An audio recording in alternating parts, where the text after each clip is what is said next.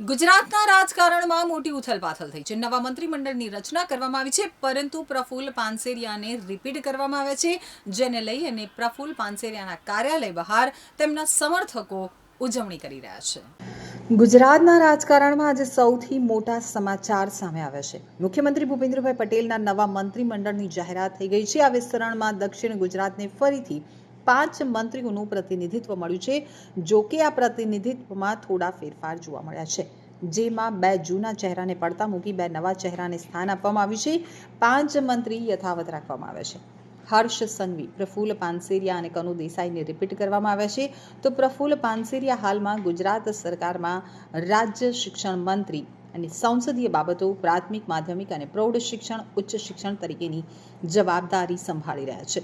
પ્રફુલ્લ પાનસેરિયાએ મંત્રીમંડળમાં રિપીટ કરવામાં આવ્યા છે। આ સમાચાર મળતા જ તેમના સમર્થકો અને ભારતીય જનતા પાર્ટીના કાર્યકર્તાઓ દ્વારા ઉજવણી શરૂ કરી દેવામાં આવી હતી। સુરત અને તેમના મત વિસ્તારમાં કાર્યકર્તાઓએ એકઠા થઈ અને ફટાકડા ફોડ્યા હતા અને આનંદ વ્યક્ત કર્યો હતો।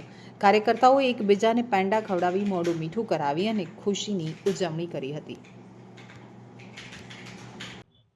એક તો ખૂબ આનંદની લાગણી અનુભવીએ છીએ, કારણ કે 158 કામરેજના સેવક, ધારાસભ્ય અને પૂર્વ શિક્ષણ મંત્રીને સ્થાન મળ્યું છે, તો સ્વાભાવિક હોય કે 158 કામરેજના કાર્યકરો, સંગઠનના હોદ્દેદારોને ખૂબ રાજીપો હોય।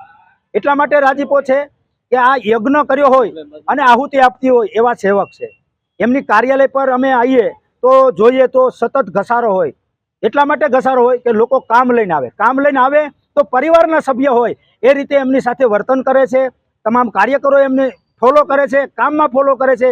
ગંગા સ્વરૂપ વિધવા પેન્શન યોજના હોય, આયુષ્માન વય વંદના કાર્ડ હોય, આયુષ્માન યોજના હોય કે વિદ્યાર્થીઓને લગતા કોઈ પણ કાર્ય હોય, વાલીના આવકના દાખલા હોય, EWS, બિન અનામત, નોન ક્રિમિનલ, ડોમિસાઇડ, વાલી દીકરી યોજના, વૃદ્ધ પેન્શન યોજના કે મહિલા સ્વાવલંબન યોજના, તમામ પ્રકારની યોજનાઓ નિઃશુલ્ક અને પરિવારની ભાવનાથી કાર્ય કરતા 158 કામરેજના સેવક, ધારાસભ્ય પ્રફુલ્લ પાનસેરિયા સાહેબનું કર્મયોગ કાર્યાલય।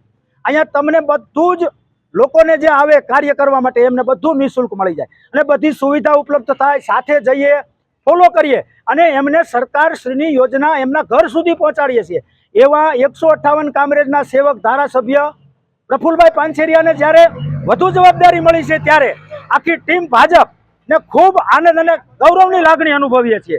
અને આ યજ્ઞ સમાન અમારી 158 કામરેજ વિધાનસભા છે અને કાર્યકર્તાઓ યજ્ઞમાં આહુતિ આપનાર કાર્યકર્તાઓ છે, એટલે સ્વાભાવિક છે આજે બહુ ખુશીનો માહોલ છે। બહુ એટલે અધિક ખુશીનો માહોલ છે। ખૂબ ખૂબ સાધુવાદ થાય એવો કાર્યકર્તાઓમાં માહોલ છે।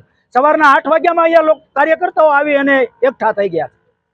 મિત્રો, મંત્રી શ્રી પ્રફુલ્લભાઈ પાનસેરિયા સાહેબે શિક્ષણની અંદર જે ઐતિહાસિક નિર્ણયો લીધા છે, એમાં મુખ્ય નિર્ણય જે મોદી સાહેબનું સપનું હતું, સનાતન ધર્મને, ભગવદ્ ગીતાને યોગ્ય સ્થાન મળે, અને મંત્રી શ્રી પ્રફુલ્લભાઈ પાનસેરિયા સાહેબ ભગવદ્ ગીતાને પૂરેપૂરું ફોલોઅપ કરે છે। સાહેબ એમને તમામ શ્લોક કોઈ પણ વ્યાખ્યાનની અંદર જે સ્થિતિ હોય એ પ્રમાણે એમના ટોટલ શ્લોક એમને મોડે છે। ભગવદ્ ગીતાને એમણે ધોરણ 9 થી ધોરણ 12માં પ્રથમ સ્ટેજની અંદર લાગુ કરી દીધી છે, અને આ પ્રથમ એવો કિસ્સો છે આખા દેશની અંદર કે જે ભગવદ્ ગીતાને અભ્યાસક્રમની અંદર લીગલી લાગુ કરવામાં આવ્યું। આજે કાર્યાલય પર કેવો માહોલ છે? આજે કાર્યાલયમાં કાર્યકર્તાઓનો પૂરેપૂરો જોશ હાઈ છે અને કાર્યકર્તાઓ ખૂબ ઉત્સાહી અને ઉત્સાહના માહોલની અંદર દિવાળીના 5 દિવસ પહેલા દિવાળી આવી ગઈ હોય એવો માહોલનું અહીંયા સર્જન થયું છે।